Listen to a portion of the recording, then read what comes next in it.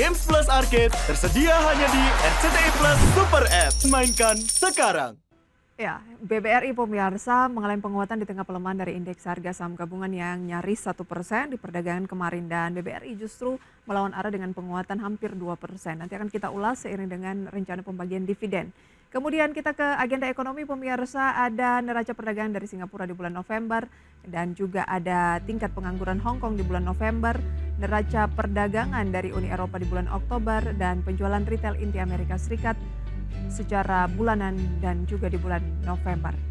Kita beralih ke agenda emiten, ada RUPS dari sejumlah emiten seperti BLTZ, PNGO, KF, Keju, Arto, Biankum dividen tunai, GDST DPS dividen tunai, dan GEMS pembayaran dividen tunai.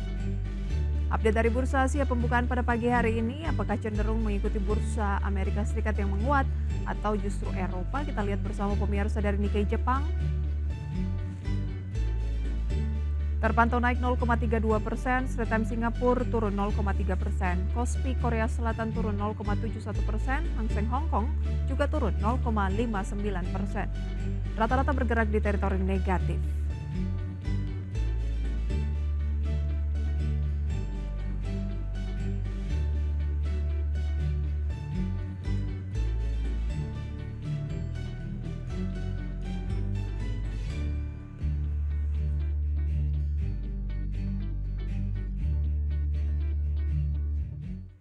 Kita akan berbincang pada pagi hari ini pemirsa bersama dengan Pak Hamzah yang merupakan CEO dari Sahamologi. Selamat pagi Pak Hamzah. Pagi. Terima kasih banyak untuk waktunya pada pagi hari ini. Kita akan mulai terlebih dahulu dari Wall Street begitu ya, atau dari global, di mana dolar cenderung perkasa di tengah pasar wait and see ya, pengumuman The Fed meskipun diantisipasi 25 basis poin. Bagaimana dampaknya ke pasar domestik yang kita lihat sudah 3 hari beruntun mengalami pelemahan? Oke, menurut saya sih untuk IHSG masih wait and see ya memang ya, karena memang dari sisi sentimen yang kita tunggu yaitu suku bunga, dan kalau dilihat dari pergerakan juga memang IHSG masih merespon pelemahan dolar ya. Walaupun demikian menurut saya sih dolar sudah berada di peak ya. Menurut saya target tertingginya itu di 16.054 dan sekarang udah di 15.900-an. Jadi harusnya sih sudah mencapai target pelemahannya untuk rupiah. Jadi menurut saya sih kita tinggal menunggu sentimennya apakah di break atau reversal. Jadi menurut saya sih untuk IHSG bahkan hari ini sih ada potensi rebound pendek ya menurut saya. Ada potensi rebound pendek terlebih dahulu. Mengapa Anda melihat reboundnya pendek saja? Ya karena memang dari sisi trennya sendiri ya masih cenderung downtrend ya, dan juga dilihat dari kemarin 3 candle merah itu masih cukup dominan ya, sehingga menurut saya sih masih akan ada potensi lanjutan penurunan, tapi mungkin nggak langsung turun ya karena memang hari ini sih menurut saya ada potensi rebound pendek karena juga ada beberapa sentimen dari BRI utamanya ada bagi dividen, harusnya sih sedikit banyak bisa menolong IHSG untuk rebound pendek. Baik, akan menolong indeks harga saham gabungan untuk rebound pendek, tetapi Anda melihat dari segi candle masih downtrend untuk indeks harga saham gabungan, sehingga kalaupun terjadi ada rebound pendek saja ya. Ya. Baik, kalau begitu kita akan ke emiten terlebih dahulu. Anda menyinggung soal BRI yang akan bagikan dividen interim Rp135 per saham. Nah, nilai ini lebih besar dibandingkan dengan dividen interim BRI pada tahun lalu yang hanya Rp84 per saham.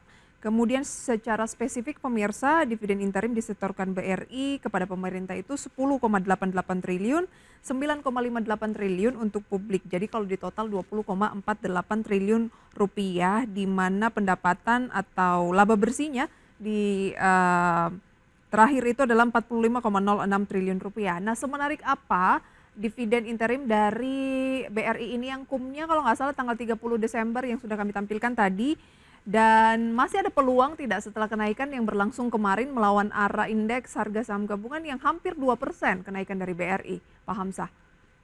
Oke. Kalau dilihat dari BRI sendiri kan memang beberapa bulan terakhir ya, beberapa pekan terakhir memang terus dijual asing ya, dimana memang mungkin dari sisi BRI sendiri kekurangan sentimen positif lah menurut saya ya. Dan harusnya dengan adanya dividen ini salah satu hal yang bisa setidaknya mendorong BRI untuk menguat ya sebelum mungkin akan melanjutkan penurunan ya. Kita lihat saya sendiri sih lihat hari ini candle terakhir itu ada candle reversal ya, ada bullish engulfing yang menurut saya juga cukup menarik untuk diperhatikan. Baik, ada target lanjutan dari BRI setelah penguatan kemarin? Menurut saya sih ini bisa mendorong BRI hingga 4.510 ya paling tidak untuk jangka pendeknya. 4.510. Kalau sekarang di 4.250, berarti masih ada peluang untuk melakukan pembelian jangka pendek? Ya, Pembelian jangka pendek. Mas ya. Oke. Mm-mm. Dengan batasi resiko mungkin di posisi berapa untuk BRI? Batasan resiko di 4.090. 4.090. Tapi sebenarnya kalau tanpa dividen interim menarik tidak BRI saat ini atau emiten-emiten banking blue chips lainnya di tengah penantian atau pekan suku bunga dari BI dan juga The Fed? So far sih dari perbankan yang saya lihat sih masih BRI dan BCA ya BRI dan yang BCA. masih cukup menarik ya karena kondisi Mandiri dan BNI sendiri masih membentuk candle lower low. Mhm. Namun BCA dan BRI masih tertahan di sideways minornya. Jadi menurut saya sih untuk perbankan sendiri lebih masih mix ya. Masih mix Karena ya? mungkin masih menunggu sentimen suku bunga juga ya. Baik. Kalau mau investasi, profil risikonya itu adalah untuk investasi tahun depan. Nah, tapi ingin masuk di Desember ini. Karena tadi Anda katakan bahwa candlenya udah lebih berbeda ya dibandingkan dengan emiten banking lainnya yang membentuk lower low. Menarik tidak atau disarankan tidak saat ini untuk BCA maupun BBRI? Investasi, Un- jadi agak medium. Oke, untuk jangka menengah sih masih cukup menarik ya BBRI dan BCA karena memang apa namanya dari pola candlenya juga BCA sih menurut saya masih cukup kuat ya, masih bertahan tapi memang selama di atas 9750 ya, kuncinya di 9750 karena memang secara garis besar ada potensi eh, apa namanya chart pattern head and shoulder ya, head and shoulder tapi belum. 9750 untuk BCA. Iya, itu kuncian untuk batasan resikonya ya, karena memang 9750 ini juga menjadi batas konfirmasi eh, chart pattern head and shoulder-nya. Namun Baik. selama neckline-nya belum ditembus, masih ada potensi sideways. Menurut saya sih BCA masih cukup menarik ya untuk diperdagangkan karena memang kondisi akhir tahun sih harusnya perbankan sedikit banyak harusnya masih bisa menguat ya. Baik, kita lihat ya untuk chart dari BCA pemirsa karena yang ditampilkan ini tampaknya masih BRI.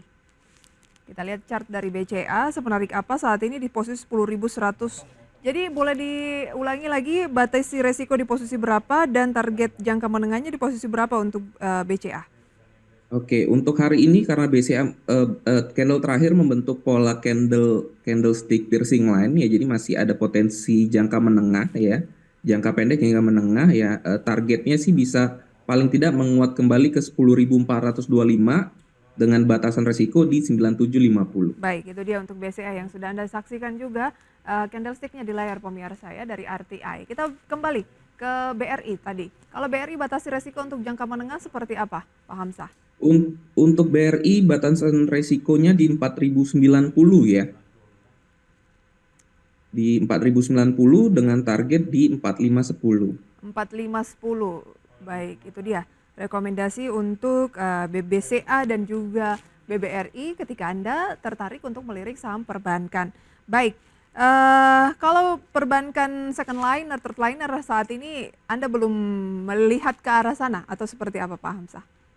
Mungkin perbankan saat ini masih dua itu dulu Dua ya itu dulu ya. karena memang perbankan lainnya apalagi yang second liner masih pola candlenya masih terus Oke. turun ya, jadi belum ada potensi reversal juga yang nampak. Jadi walaupun kondisinya sudah pada disupport ya, tapi menurut saya sih BRI dan BCA memiliki signal yang lebih dahulu untuk kondisi saat ini. Jadi menurut saya sih lebih baik diprioritasin yang sudah kasih signal dulu sih. Baik, diprioritaskan yang sudah memberikan sinyal daripada yang belum. Oke, Ya. selain soal BRI yang akan bagikan dividen interim, kita lihat juga ada informasi dari AMRT, di mana AMRT ini sudah menutup ratusan gerai toko di sepanjang tahun 2024 ini, berbagai alasan, mulai dari sewa toko yang mahal atau pemilik waralaba franchise begitu ya yang beralih ke waralaba lain. Anda melihat kalau berbicara kinerja dari AMRT dan kemudian ada PPN 12% ini terdampak nggak? Lebih positif atau negatif dan kinerjanya ke depan peluangnya seperti apa menurut Sahamologi? Oke, kalau menurut saya sih memang sejak kemarin sempat dia break all time high namun tidak bertahan sih menurut saya ini sudah mencerminkan fundamentalnya juga yang mungkin akan agak sulit ya karena tadi juga sudah disampaikan banyak gerai yang tutup ya ini juga sebenarnya dampak dari daya beli masyarakat yang menurut saya juga memang cukup rendah ya. Sehingga menurut saya sih untuk AMRT jangka pendek dan menengahnya sih masih belum menarik ya. Bahkan saya melihat ada potensi tertekan hingga area sideways-nya di 2.500 ya. Jadi menurut saya sih sejak pulse-nya terjadi AMRT kembali lagi masuk ke area sideways-nya dan menurut saya sih masih ada potensi lanjutan tekanan hingga area support di 2.500-an. Ini karena Jadi yang berdasarkan fundamental, Anda melihatnya jangka menengah dan jangka pendek tidak menarik, atau dari segi teknikal juga menggambarkan atau mendukung? Dua-duanya ya, karena memang Dua-duanya. dari fundamental juga kan dia tidak dari earningnya juga turun ya, dan juga dari teknikalnya juga mencerminkan demikian sih. Oke, sehingga untuk saat ini Anda tidak rekomendasikan AMRT. Kalau mau Ya, masuk lebih kurang lebih baik seperti itu. tunggu sinyal apa? Kalau mau masuk sih mending tunggu di area sideways besarnya ya di 2.500 ya dari hari Masih jauh sekarang ya? kan masih di level 2.970. Betul. Untuk jangka pendek menurut saya sih sideways-nya trading range-nya terlalu lebar jadi cukup beresiko jadi menurut saya sih lebih baik bottom fishing di area 2.500-an. 2.500-an saja, masih cukup jauh ya dari sekarang Ya. 2.970. Oke, itu dia rekomendasinya pemirsa seiring kabar terbaru ya dari AMRT soal gerainya tadi. Nah, apa rekomendasi saham pilihan dari Mas Hamzah? Usai jeda kami akan hadirkan. Berikut juga update pembukaan perdagangan sesi pertama pada pagi hari ini. Tetaplah di Market Pass.